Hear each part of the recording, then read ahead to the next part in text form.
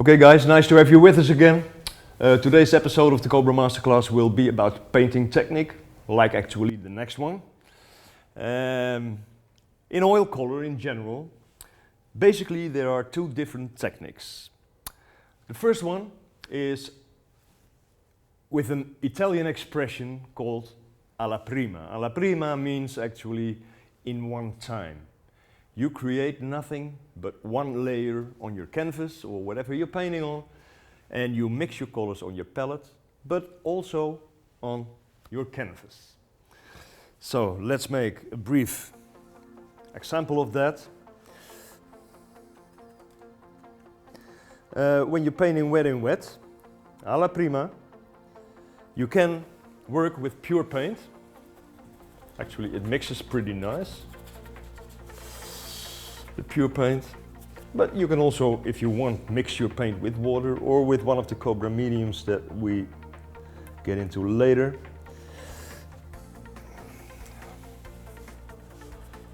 And for example, painting a sky, you see that wet in wet you can really make very soft blendings in your color. Let's work a little bit on the clouds here.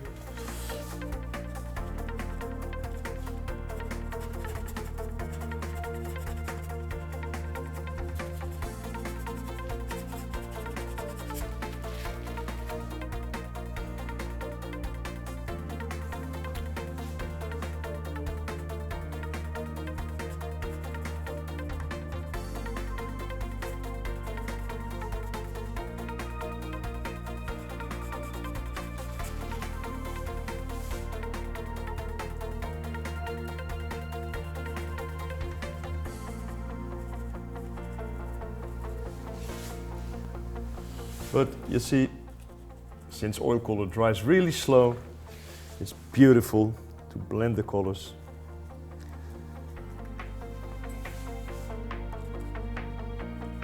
Make some horizon. Let's fill it in quickly here with a little bit of water. Now this is a fast example of the first technique, alla prima.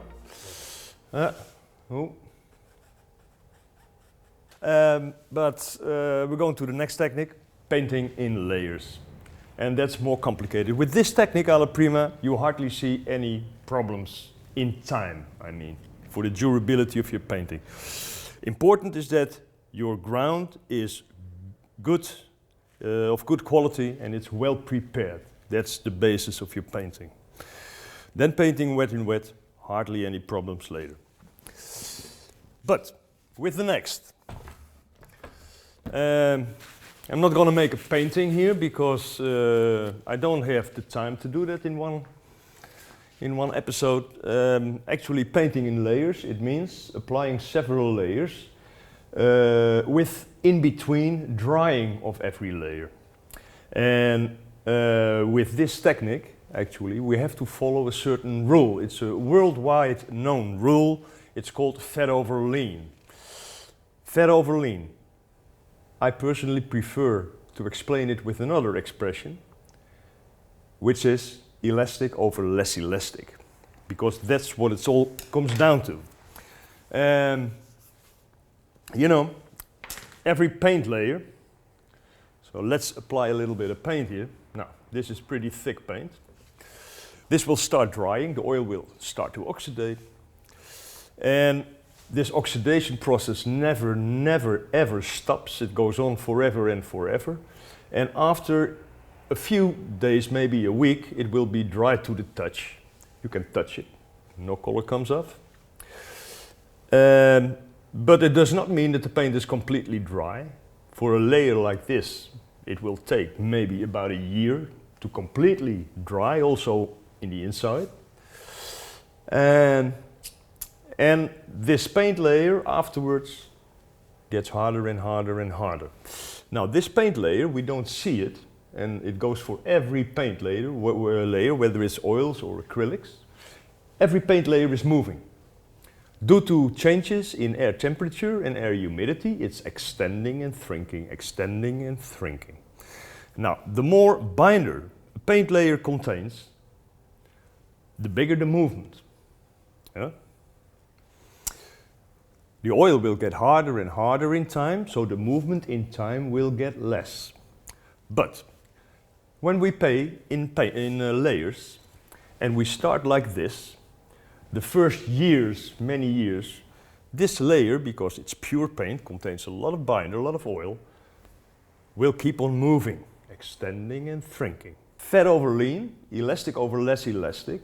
What it comes down to actually is that every next layer should contain more oil, in this case oil color, than the previous layer. Fat over lean. But why do I prefer elastic over less elastic? Now first let's do it the wrong way. Let's do it lean over fat, meaning a lot of oil and then every next layer less oil. And I cannot do this because the paint will not dry within a minute, but suppose this is a cross section of a substrate. On the substrate we make this thick paint layer, only a little bit bigger now. Yeah? So this is pure paint, and the pure paint contains relatively a lot of oil. Yeah? First of all, it takes a long time for this layer to be dry enough to be overpainted without mixing anymore with the next layer. You have to wait maybe several weeks. And then when it's dry enough, when it definitely does not mix with the next layer, and I apply a next layer with a lot of water, which means less oil, and I paint on top of that. Since this second layer hardly contains any oil, the second layer will be dry sooner than the first one.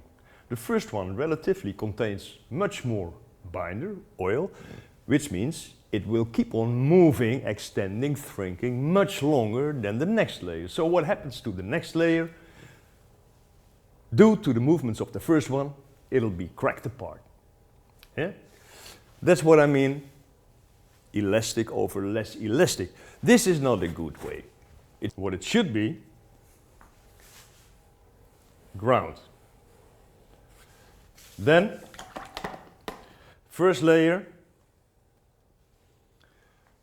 thinned with water. Now, this one dries much faster than a thick one. Maybe it can already be overpainted within a few days. It depends a little bit on the color. The pigments are influencing the drying time. Yeah. Also, because I thinned the oil with water, this will dry pretty open. So also a next layer will have the possibility to put its anchors in. Yeah? Remember?